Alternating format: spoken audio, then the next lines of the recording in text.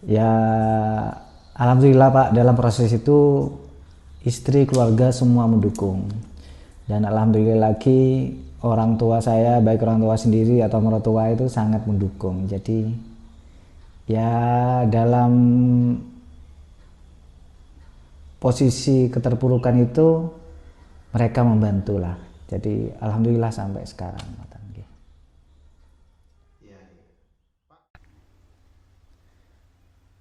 baik Pak, ini lokasi pemotongan Pak. Oh, ini tempat nih. Jadi sapi turun dari sini. Terus ini tempat pengistirahatan. Jadi sapi sebelum dipotong kita istirahatkan. Ditimbang dulu di sini. Ditimbang di sini, terus kita istirahatkan di sini selama kurang lebih 17 jam sampai 12 jam. Jadi dipuasakan, hanya boleh minum saja.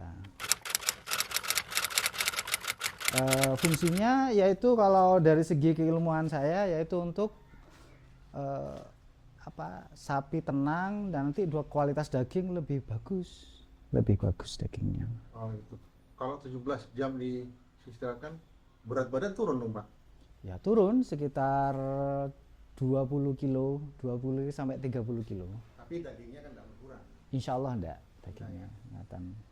Setelah berarti sehari semalam di sini Pak ya? Ya lah kurang lebihnya segitu. Setelah itu Pak?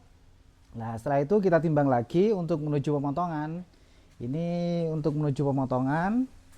Jadi ini jalur sapi ini untuk menuju ke mesin pemotongan kita yang ada di rest training box yang untuk pemotongan.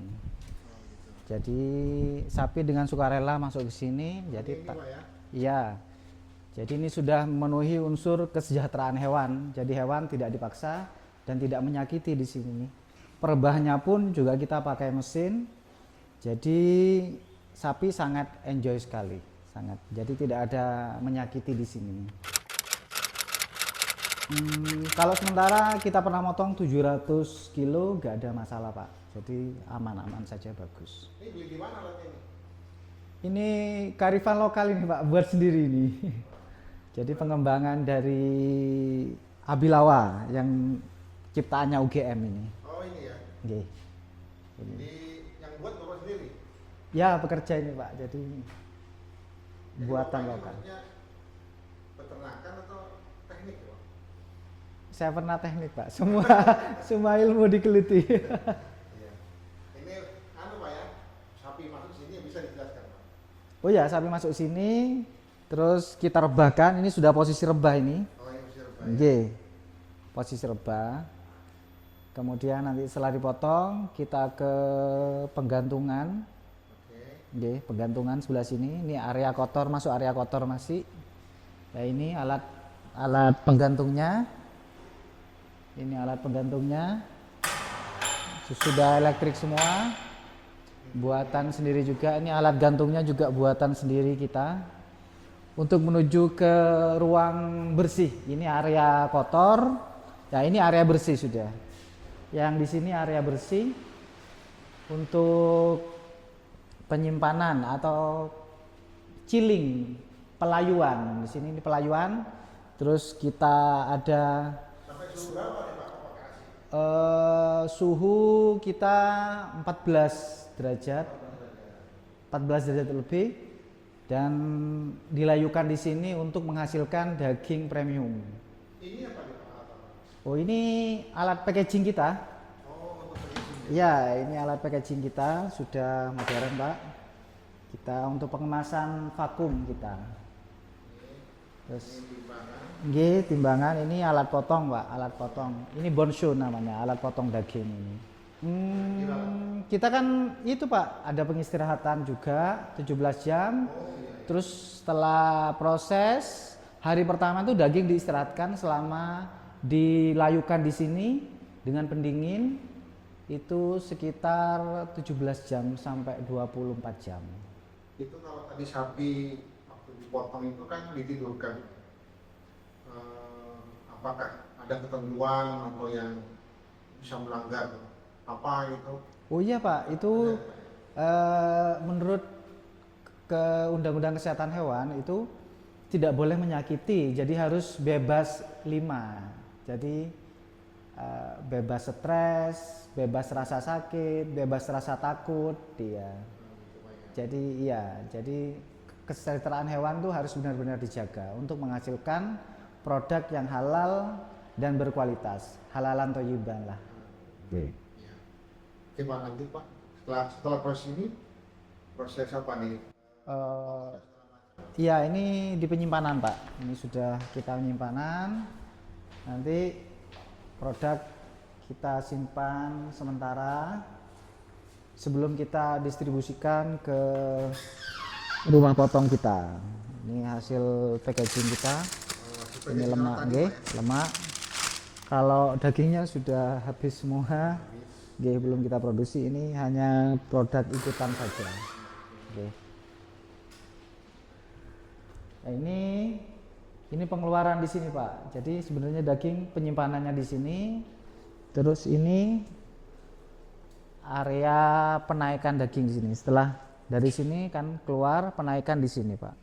Kendaraan nanti di sini. Pak, itu kalau ini ya, kalau lihat prosesnya kan Nggih, sini. cukup ini ya, Nggih. cukup menurut saya teknologi tinggi lah dibandingkan dengan yang saya lihat rumah potong lain ya. Itu kalau nanti misalkan Bapak lepas di pasar itu marketnya bisa semua, atau Bapak memang sudah buat produk yang untuk siapa, marketnya untuk siapa, karena kalau lihat ini kan proses biayanya cukup mahal. Ini gimana nih, Pak? Sebenarnya kalau dari biaya kita efisien sih Pak. Ya, itu ya. Jadi karena kita tenaga kerja kita yang bantu kita cuma 2 orang. Sama julehanya Juleha 1. itu apa, Pak? Juru sembelih halal. Oh, sebenarnya. Juru sembelih halal itu sudah bersertifikasi BNSP Pak. Jadi sudah diakui oleh negara. Jadi untuk menentukan halal tidaknya niku. Jadi kalau dari segi biaya efisien, insya Allah lebih efisien dan kualitas lebih bagus. Dan untuk hasil produk kita pasarkan sendiri Pak. Kita punya toko daging sendiri. Jadi kalau ada reseller yang ingin menikmati produk kita atau menjual produk kita, bisa langsung ke meat shop kita yang di Jember. Okay. Kalau di luar Jember barangkali? Belum masih Pak. Jadi kita membangun bisnis hulu hilir ini sementara di Jember saja sementara. Oke, Pak, ini lagi kan kalau saya lihat tadi proses datang hewan itu apakah untuk umum apa hanya masih terbatas di privat? Oh, ini rumah potong privat ini Pak. Jadi rumah potong kita sendiri. Jadi karena kita ingin menjamin produk kita itu halal dan higienis, jadi kita usahakan hulu hilirnya. Jadi kita pelihara sendiri, potong sendiri, terus kita distribusikan sendiri Pak. Oh, kita ada ipal sederhana tadi yang di sana, gitu, ada ipal. Jadi kita ada ikutan lah istilahnya. Produk ikutan kita kelola Pak. Jadi limbah padat kita jadikan pupuk, limbah cair kita nanti olah jadi bioflok. Bioflok kita, tapi dalam proses ini masih biofloknya. Jadi kita pelihara ikan lele sama insya Allah nila. Gitu Pak ya. Jadi Ya. hulu hilir itu maksudnya itu Pak ya? Hulu hilir dan zero waste Pak. Jadi kita nol sampah. Nol sampah. Nol sampah. Berarti keuntungan di Bapak semua nih. Insya Allah. Barakallah. Semoga Allah beridhoi. Bantuan dari perbankan salah satunya itu. Ya mungkin jalan Allah menuntun saya sampai ke jalur inilah, bisnis jalur ini. Nanti pengembangan selanjutnya Pak, ini selain ini barangkali kan tadi ada bioflok segala macam, rencana di mana nih Pak?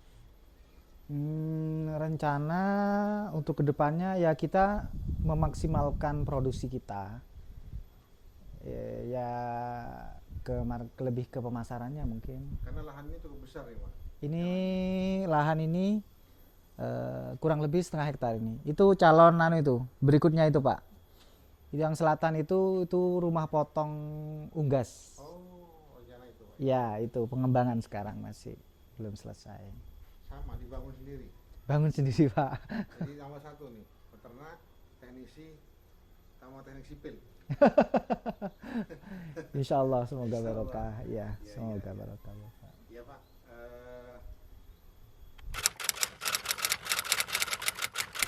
Kalau hikmah yang saya rasakan sampai saat ini, itu kita mendapatkan ketenangan.